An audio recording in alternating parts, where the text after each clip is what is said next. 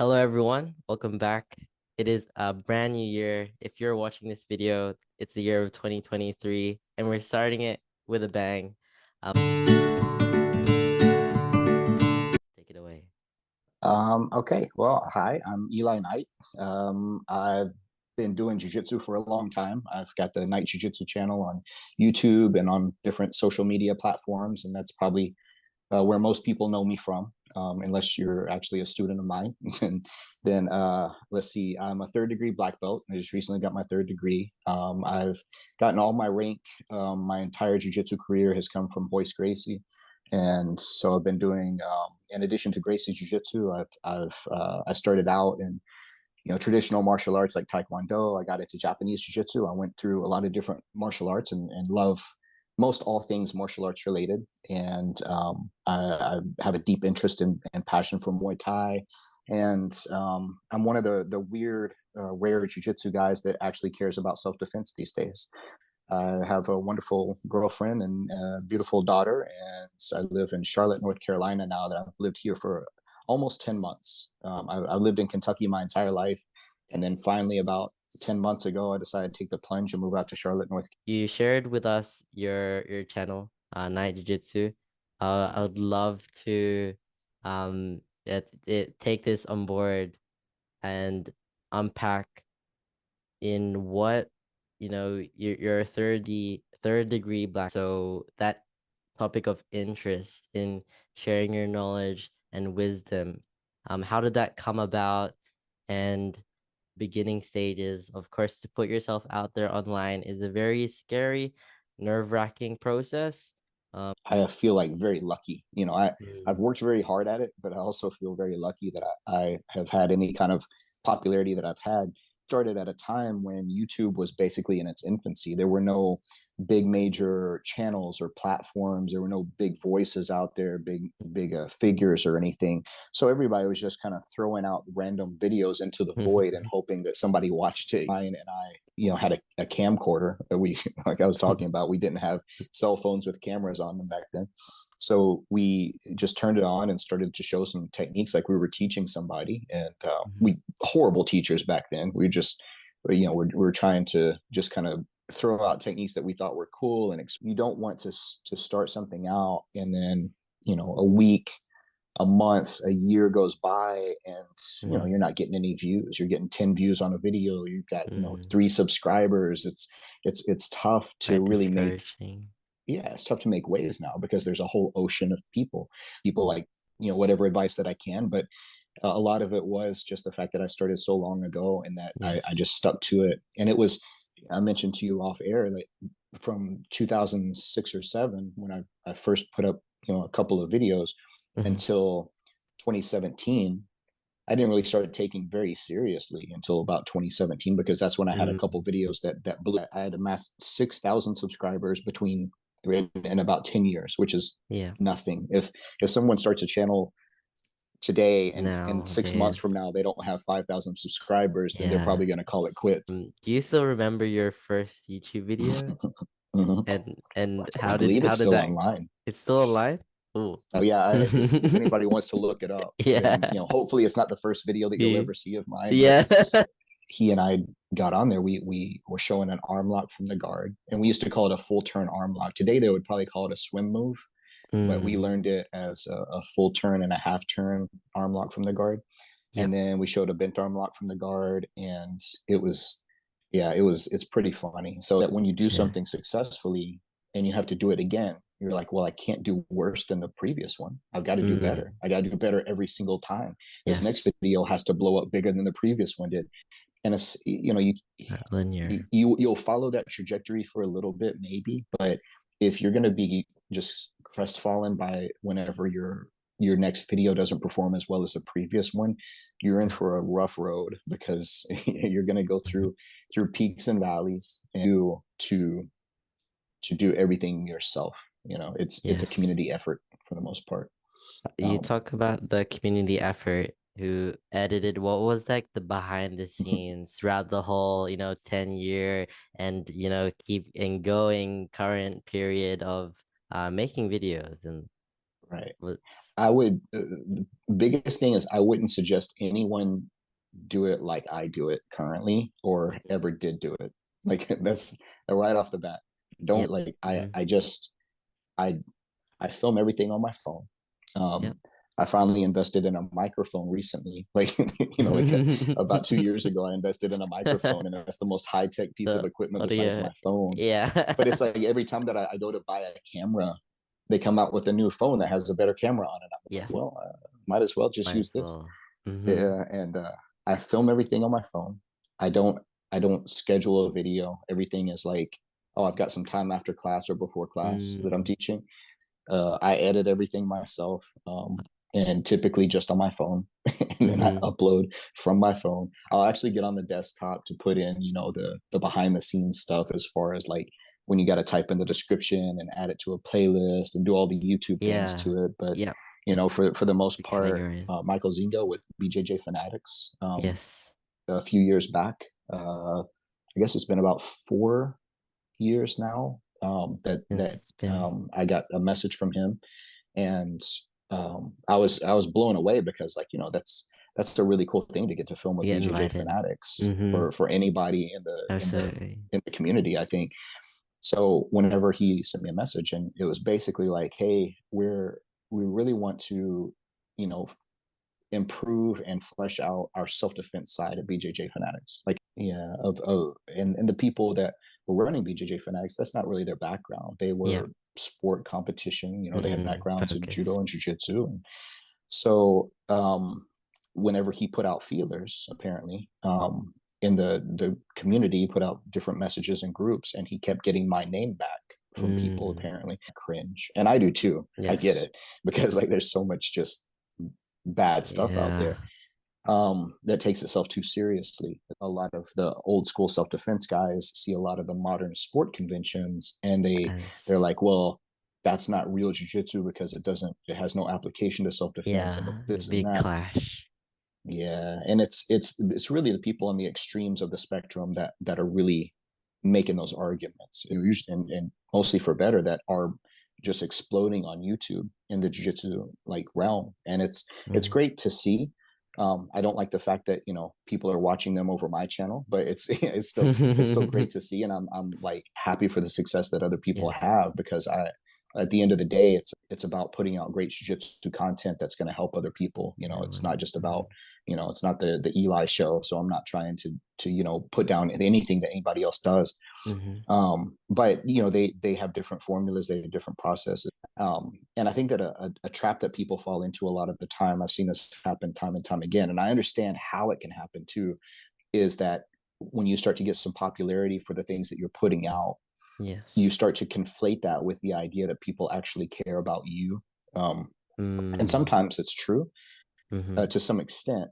Most of the time, it's not. It's not. And Mhm. I've got a pretty good handle on that these days. I think, um, I understand that, like, if people come to my channel and they're wanting, most of the time they come across my channel, if it's their first time coming to my channel, is because they got on YouTube and they were like, okay, I'm getting my ass kicked in practice with this specific thing. A lot I of need to know people. how to do it better. Yeah, I'm getting my guard passed. How do I stop that from happening?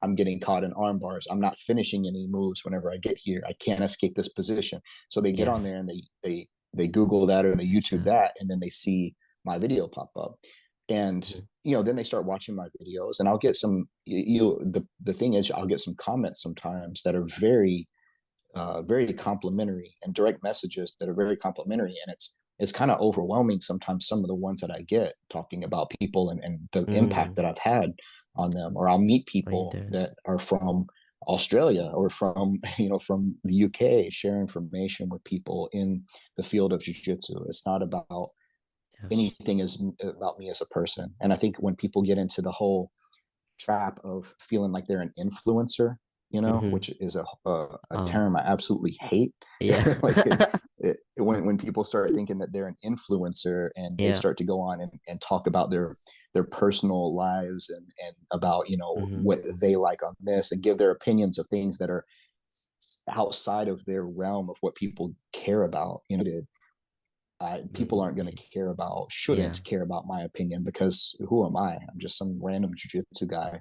that closed guard. It's Mm, and so I think that people get a little bit ahead of themselves sometimes when they start to experience some popularity, and yes. it Obviously now the main um apps like Instagram and Facebook and gaining a following has been such a big um almost now there's like jobs being a social media a director or something like yeah, that, marketing, doing all these celebrities, they're having such a major following, they're able to share this. Okay, I'm gaining some traction as well, there's some eyes on me, I can do the same.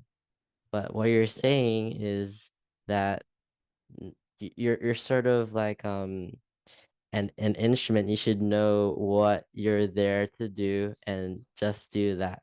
That's from what I'm hearing. I don't think that there's anything wrong with if someone asks you your opinion, you're entitled to your opinion. I think that the problem that happens a lot of the time with people who get, because social media is so important in so many people's lives, and it's really become one of the most dangerous drugs in society. I think because we people tie so much of their identity into it. Yes. If you don't get a certain number of likes on a post, then all of a sudden your whole day or week is ruined, and it's like, what do I do now? Who am I? And with celebrities, Yeah. because celebrities will go on and have the most condescending tone and pontificate about some big, usually political or Yeah, some political matter. lofty idea. And it's like, the bad thing is that Mm-hmm. people, I would say nobody cares, but the bad thing is people actually do care. Do you care? You saw that with, like, look at what the whole thing with the Kanye West lately. It's like, Yeah. oh my gosh, I mean, it's like the scary thing isn't that he went on and said something crazy and people were like, dude, Kanye, just take your pills and Just calm down. it yeah. was it was the people in the comment section that were like, yeah, Kanye's telling the truth, he's doing this, Mhm. he's and it's like, oh my gosh, it's scary. Yeah. I Correct. remember or whatever the person. I Mm-hmm. remember I made a video. This is a little tangential, but it makes me Mm-hmm. think of the same kind of thing. I Yeah. made a video about, and it was 100% for a joke because I thought it was hilarious. But people I received was it. in the yeah, I was in Yeah. the gi, and I was Different showing a way. gi technique. I was basically, it was a beer and bolo, Yep. but it was, I had the person put like a training gun in their belt, like, like they were carrying a gun. And say, here's a 100% effective gun Effect disarm. So I showed this, but it was funny enough that nobody would take it that seriously. people. And so some Yeah. people, Mm-hmm. you had three different reactions, and some people were like, that's crazy, you should never do that, that's going to get you killed. And it's like, okay, you're obviously, you're You're too not far kidding. gone. Yeah. There's no helping you. Yep. Other people were like, that's hilarious, this is Mm-hmm. great, let's see a Mm-hmm. knife one now, whatever, and it's they were in on the joke. Yes. The third category was maybe the scariest, was the people who were like, I could see that being effective. It really tells you the different categories of people who are watching videos out there. The Yeah. people who are just so susceptible to the influence of what that video and what that video, the person in that video is telling you, that they'll Mm-hmm. follow you to whatever. This is the problem that people see with, it's, they can't separate the person for what they are a subject matter expert on, and the Yes. person as a human being. So Kanye West still made Mm-hmm. great music. He Mm. made absolutely great music. Doesn't mean that he's brilliant. It doesn't mean that he's a genius in any other aspect of his life. Bill Cosby was a magnificent comedian. Doesn't mean that he didn't do all those things with those girls. He contributed to Mike Tyson, and he was talking about, Yeah. what social media has done to people. It's made people unafraid to say whatever to anybody because there's no fear of being punched in the mouth. You're safe behind your screen. Yeah. You're safe from halfway across the country. Nobody's gonna drive up to your Anything, house. how you've developed that healthy relationship with separating, your service, your value from the person that you are. And then secondly is how you go about in finding what your service or what your value like for yourself, the instructional in doing that. But some people may have not found that and just like sort of in that experimental kind of phase. Um, was it just like a gut feeling? I had a teacher and a mentor, and something that he said that stuck with me for a long time, and it was about teaching. It was about teaching martial arts, and he says it takes about 10 years for it to quit being about you. And Mm, that's something that I always come back to whenever I'm starting to, like, whenever I see, typically these days, because it's not, I don't, everybody has an ego and everybody's ego yes, gets inflamed. And, but the thing is, like, why are for you really sure. doing what you're doing? Are you doing it because you want, you know, are you doing it because Isaiah wants to be a celebrity? Or are you doing it because you genuinely want to deliver information to people? You know, the thing is, like, weigh the good over the bad, weigh the selflessness over the selfishness. Mm-hmm. I like to teach and share jujitsu because it has literally saved my life in so many ways, physically, mentally, psychologically, everything else. Mm, And I like to see whenever that it takes hold of other people. Whenever I show somebody something or share the gospel of jujitsu with them, and I see it take hold in yes. their life, or I hear a message that somebody sends me and saying, look, you, when I was first getting into jujitsu, your videos are what really like made me like start falling in love with jujitsu and made me. I think if you are fortunate enough to find something in life that is transformative and has a positive impact in your life on a big scale, you have an obligation to share that with other people. I'm not a particularly religious person, but I feel like if you are a religious person, you have an obligation to proselytize, Mm, because here you are. You think that this religion, for however accurate you are, you think that your religion is what's going to ultimately give you salvation. Like in the afterlife. Like, how mm, dare you not share that with people? Like, if mm, jujitsu is what I think jujitsu is this amazing, miraculous thing that can turn people's lives around, it can save them in so many ways. How mm, dare I not share that with people? Like, why mm-hmm. would I keep that to myself? So if I don't, I not only owe it to myself and to everyone else to share what I have to share, but I I have an obligation to become as good of a teacher and share the best aspect of that information that I possibly can, in the best way that I possibly can. And so that's ultimately why, I keep doing what I'm doing, even when it becomes frustrating, even when it becomes like it feels like Yeah. actual work instead of just fun anymore. So, but ultimately that's what it's about, I think. Previously that we think our life journey, our way to success, our own personal success is quite like, oh yeah, it's gonna get better, better, better, better. Jiu-jitsu is like, ooh, maybe you might hit like Yeah. Yeah. plateau, rock bottom, and then you're like, okay, then you gotta work double, Yeah. work even harder now to get to where you want Oh to. yeah. Um, Yeah. I mean, and I think that's the natural order of everything. I think if you think that you're going to live your life in a way that's only going to ever be in an upward trajectory, you're going to be in for some really sad times because it's not going to happen. The natural order of things is to wax and wane. That's just the order of nature is waxing and waning. It's peaks and valleys. The best thing that I think that we can do to set ourselves up for success isn't about working on, how can I avoid failure at all costs? How can I only succeed? How can I only do this and that? It's not about that at all, because you can perceive a win as a loss and a loss as a win. It's about, I think, training your mentality to be able to process things in as positive and as a constructive way as possible. Because if you don't do that, if you're not doing that, then um, again, the alternative is to be negative. The alternative is to be nihilistic, to be to perceive everything as like, oh man, I didn't do as good. Yeah, because I do this plenty of times. I'm not saying that I think that this is a good way to be. Control, like, how you view those yeah. thoughts. I think that if you view those thoughts and see, okay, there's this thought, there's this feeling, and that's interesting. What do I do with this now? What do I do with this feeling? What do I do with this thought? How do I let it affect me? What's the saying? There's like this the meme that floats around. It's like, did you really have a bad day, or did you have a bad 5 minutes that you let ruin your entire day, Mhm. you know. Yeah. And I think most people, it is that, you know. I think that ultimately what's really actually happening in this exact present time moment, um, is not worth letting you affect your entire day, week, month, year.